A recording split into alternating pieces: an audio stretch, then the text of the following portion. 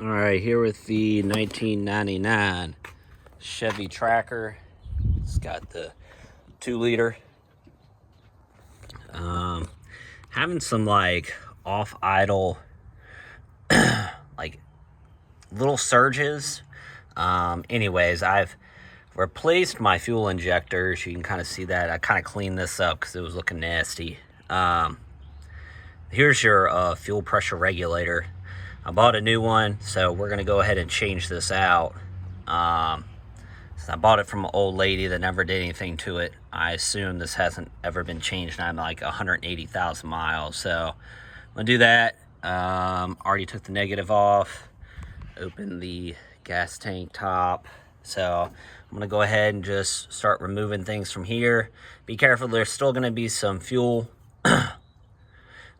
in here, so we're gonna go ahead and take the clamp off, remove it while it's still bolted in, and then after I have the tubes off, I'll go ahead and replace it. All right, so removed the side, that one, removed the 2 bolts, and then it's sitting in this hole. You'll see it when I pull it out, but it was because this other side here was too tight to get it to come out. So I pulled this out, fuel did come out a little bit. You'll see the fuel sitting in there.